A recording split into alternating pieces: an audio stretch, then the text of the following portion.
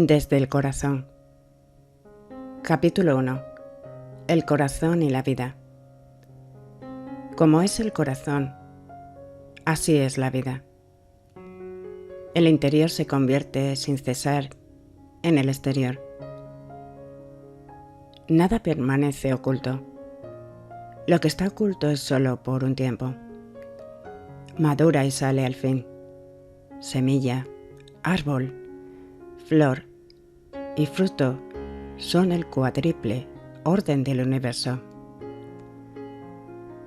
Del estado del corazón de un hombre procede las condiciones de su vida. Sus pensamientos florecen en actos y sus actos dan el fruto del carácter y el destino. La vida se despliega siempre desde el interior y se revela a la luz, y los pensamientos engendrados en el corazón se revelan finalmente en palabras, acciones y cosas realizadas. Como la fuente del manantial oculto, así fluye la vida de un hombre desde los recovecos secretos de su corazón. Todo lo que es y hace se genera allí. Todo lo que será y hará surgirá de allí. La tristeza y la felicidad, el sufrimiento y el goce, el miedo y la esperanza, el odio y el amor, la ignorancia y la iluminación, no están en ninguna parte sino en el corazón. Son únicamente condiciones mentales. El hombre es el guardián de su corazón, el vigilante de su mente, el guardián solitario de su ciudadela de vida. Como tal, puede ser dirigente o negligente. Puede guardar su corazón con más y más cuidado. Puede vigilar y purificar su mente con más ahínco. Y puede proteger contra la aparición de pensamientos injustos. Este es el camino de la iluminación y la bienaventuranza. Por otra parte, puede vivir con soltura y despreocupación, descuidando la tarea suprema de ordenar correctamente su vida. Este es el camino del autoengaño y el sufrimiento. El que el hombre comprenda que la vida en su totalidad procede de la mente, y he aquí que se le abre el camino de la bienaventuranza, porque entonces descubrirá que posee el poder de gobernar su mente y de moldearla de acuerdo con su ideal. Entonces elegirá caminar firme y firmemente por los senderos del pensamiento y la acción, que son totalmente excelentes. Para él la vida se volverá bella y sagrada, y tarde o temprano pondrá en fuga todo mal, confusión y sufrimiento, porque es imposible que un hombre no alcance la liberación, la iluminación y la paz, si guarda con diligencia infatigable la puerta de su corazón. Capítulo 2. La naturaleza y el poder de la mente. La mente es el laberinto de la vida. Es la creadora y formadora de condiciones y la receptora de sus propios resultados. Contiene en sí misma tanto el poder de crear ilusiones como el de percibir la realidad. La mente es la infalible tejedora del destino. El pensamiento es el hilo, las buenas y malas acciones, las trampas, los cimientos y la red tejida en las telas de la vida. Es el carácter. La mente se viste con prendas de su propia creación. El hombre como ser mental posee todos los poderes de la mente y está dotado de opciones ilimitadas. Aprende por experiencia y puede acelerar o retardar su experiencia. No está atado a ningún punto, sino que se ha atado a sí mismo en muchos puntos. Habiéndose atado a sí mismo, puede, cuando quiera liberarse. Puede volverse bestia, o puro, ignorante o noble, tonto o sabio, como quiera. Puede mediante la práctica recurrente formar hábitos y puede mediante un esfuerzo renovado romperlos. Puede rodearse de ilusiones hasta perder por completo la verdad y puede destruir cada una de esas ilusiones hasta recuperar por completo la verdad. Sus posibilidades son infinitas, su libertad es completa. La naturaleza de la mente es crear sus propias condiciones y elegir los estados en los que morará. También tiene el poder de alterar cualquier condición, de abandonar cualquier estado. Esto lo hace continuamente a medida que adquiere conocimiento de un estado tras otro, mediante la elección repetida y la experiencia. Los procesos internos del pensamiento constituyen la suma del carácter y la vida. El hombre puede modificar y alterar esos procesos ejerciendo sobre ellos la voluntad y el esfuerzo. Las ataduras del hábito, la impotencia y el pecado son creadas por uno mismo y solo pueden ser destruidas por uno mismo. No existe en ninguna parte sino en la propia mente, y aunque están directamente relacionados con las cosas externas, no tienen existencia real en esas cosas. Lo externo es moldeado y animado por lo interno, y nunca lo interno por lo externo. La tentación no surge en el objeto exterior, sino en la lujuria de la mente por ese objeto. La pena y el sufrimiento tampoco pertenece por naturaleza a las cosas y acontecimientos externos de la vida, sino una actitud indisciplinada de la mente hacia esas cosas y acontecimientos. La mente que está disciplinada por la pureza y fortificada por la sabiduría evita todas esas lujurias y deseos que están inseparablemente ligados a la afición, y así llega a la iluminación y la paz. Condenar a los demás como malvados y maldecir las condiciones externas como fuente del mal aumenta y no disminuye el sufrimiento y el malestar del mundo. Lo exterior no es más que la sombra y el efecto de lo interior. Y cuando el corazón es puro, todo el exterior es puro. Todo crecimiento y vida viene de dentro hacia afuera. Toda decadencia y muerte viene de fuera hacia adentro. Esta es la ley universal. Toda la evolución procede del interior. Todo ajuste debe tener lugar en el interior. El que deja de luchar con los demás y emplea su poder en la transformación, regeneración y desarrollo de su propia mente, conserva sus energías y se conserva a sí mismo. Y a medida que logra armonizar su propia mente, conduce a los demás mediante la consideración y claridad a un estado igualmente bendito. El camino de la iluminación y la paz no sostiene asumiendo autoridad y guía sobre otras mentes, sino ejerciendo una autoridad legítima sobre la propia mente y guiándose a uno mismo por los senderos de virtud firme y elevada.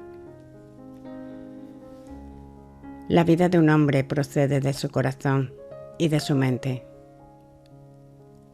Él ha puesto esa mente con sus propios pensamientos y acciones. Está en su mano moldearla, esa mente mediante la elección de sus pensamientos.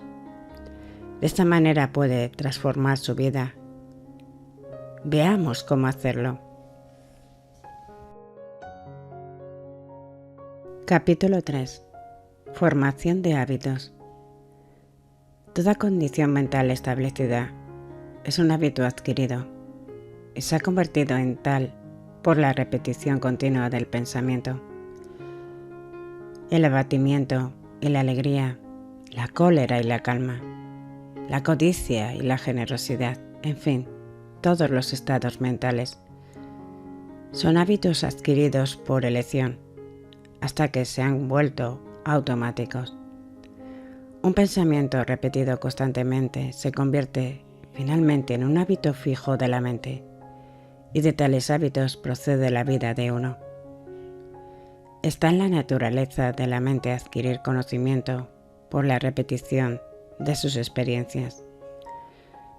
Un pensamiento que al principio es muy difícil de retener y en el que es difícil retenerse, al final se convierte en una práctica natural y habitual, al ser constantemente retenido en la mente. Un niño cuando comienza a aprender un oficio ni siquiera puede manejar bien sus herramientas, y mucho menos usarlas correctamente, pero después de una larga repetición y práctica, la maneja con perfecta facilidad y consumada habilidad. Del mismo modo, un estado mental, al principio aparentemente incapaz de realizarse, es, por la perseverancia y la práctica, y finalmente adquirido y construido en el carácter como una condición natural y espontánea. En este poder de la mente para formar y reformar sus hábitos, sus condiciones, está contenida la base de la salvación del hombre. Es la puerta abierta a la libertad perfecta por el dominio de sí mismo, porque así como un hombre tiene el poder de formar hábitos dañinos, también tiene el mismo poder de crear hábitos que son esencialmente buenos. Y así llegamos a un punto que necesita alguna aclaración y que exige una reflexión profunda y seria por parte de mi lector. Se dice comúnmente que es más fácil hacer el mal que el bien, pecar que ser santo. Tal condición ha llegado a ser considerada casi universalmente como una verdad evidente. Nada menos que un maestro, como Buda, ha dicho: las malas acciones y las acciones perjudiciales para nosotros mismos son fáciles de hacer.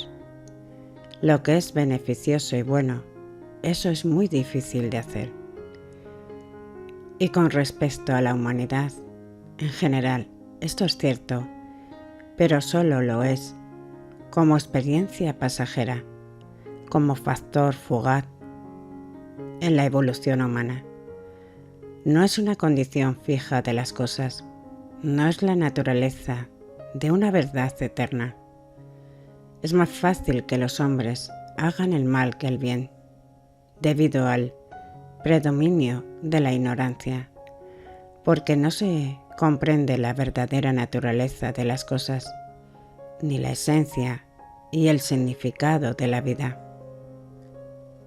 Cuando un niño está aprendiendo a escribir, es extremadamente fácil sostener la pluma incorrectamente y formar sus letras incorrectamente, pero es dolorosamente difícil sostener la pluma y escribir correctamente.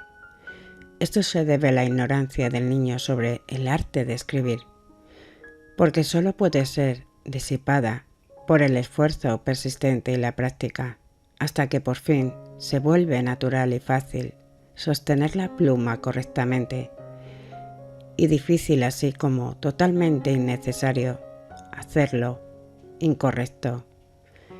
Lo mismo ocurre con las cosas vitales de la mente y de la vida. Pensar y actuar correctamente requiere mucha práctica y un esfuerzo renovado, pero al fin llega el momento en el que se hace habitual y fácil pensar y obrar correctamente y difícil, ya que entonces se ve que es totalmente innecesario hacer lo que está mal. Así como un artesano se vuelve, por la práctica, consumando en su oficio, así te puedes volverte por la práctica consumando en la bondad. Es enteramente una cuestión de formar nuevos hábitos de pensamiento, y a quien los pensamientos correctos se han vuelto fáciles y naturales, y los pensamientos y actos incorrectos difíciles de hacer, ha alcanzado la virtud más elevada, el conocimiento espiritual puro.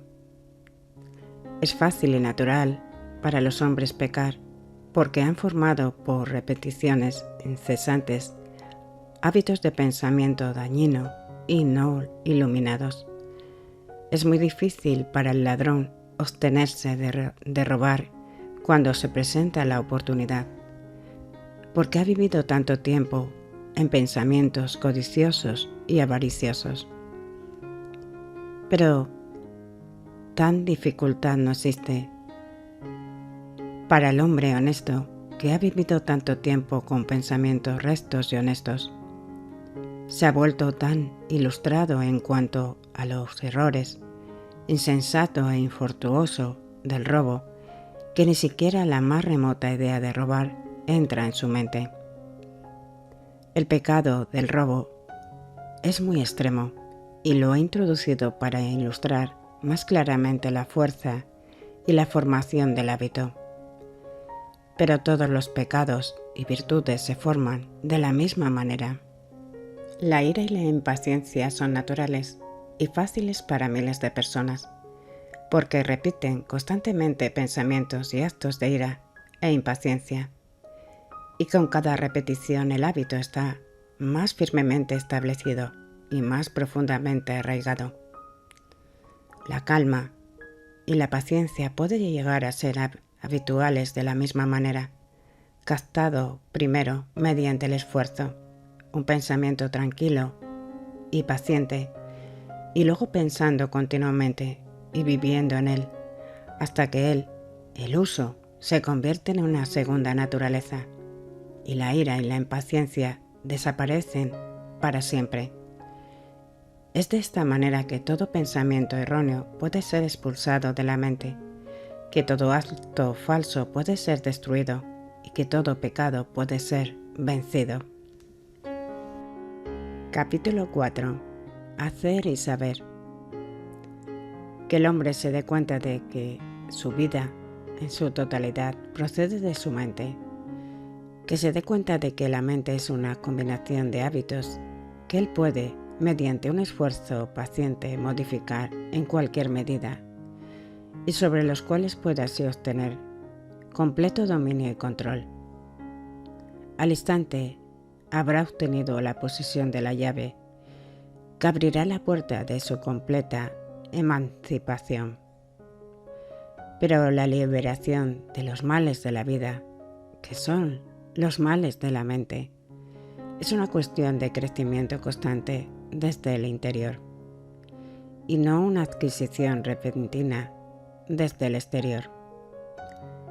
Cada hora, cada día, la mente debe de ser entrenada para pensar pensamientos inoxidables y adaptar actitudes correctas y desapasionadas en aquellas circunstancias en las que es propensa a caer en el error y la pasión. Como el escultor paciente sobre su mármol, el aspirante a la vida correcta debe trabajar gradualmente sobre el material crudo de su mente hasta que haya forjado de él el ideal de sus sueños más santos. Al trabajar hacia tal supremo logro, es necesario comenzar por los pasos más bajos y fáciles y proceder por etapas naturales y progresivas hacia los más altos y difíciles. Esta ley de crecimiento, progreso, evolución, desenvolvimiento por etapas graduales y siempre ascendentes, es absoluta en todos los departamentos de la vida y en todas las realizaciones humanas. Si no se tiene en cuenta, el fracaso será total. En la adquisición de la educación, en el aprendizaje de un oficio o en la de un negocio, esta ley es plenamente conocida y minuciosamente obedecida por todos. Pero la adquisición de la virtud, en el aprendizaje de la verdad y en la búsqueda de la conducta correcta, el conocimiento de la vida, no es reconocida y es desobedecida por casi todos. De ahí que la virtud, la verdad y la vida perfecta permanezca sin practicar, sin adquirir y desconocida. Es un error común suponer que la vida superior es una cuestión de lectura y la adopción de hipótesis teológicas o metafísicas, y que los principios espirituales pueden ser comprendidos por estos métodos.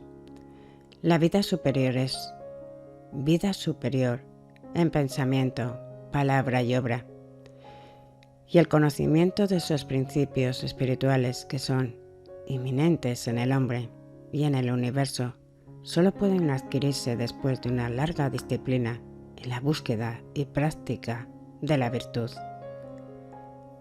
Lo menor debe de ser completamente captado y comprendido antes de que lo mayor pueda ser conocido. La práctica procede siempre al verdadero conocimiento. El maestro de la escuela nunca intenta enseñar a sus alumnos los principios abstractos de las matemáticas desde el principio. Sabe que tal método de enseñanza sería vano y el aprendizaje imposible. Primero les pone delante una suma sencilla y después de explicársela les dejan que la hagan. Cuando, tras repetidos fracasos y esfuerzos, siempre renovados, consiguen hacerla correctamente, se les pone una tarea más difícil y luego otra y otra.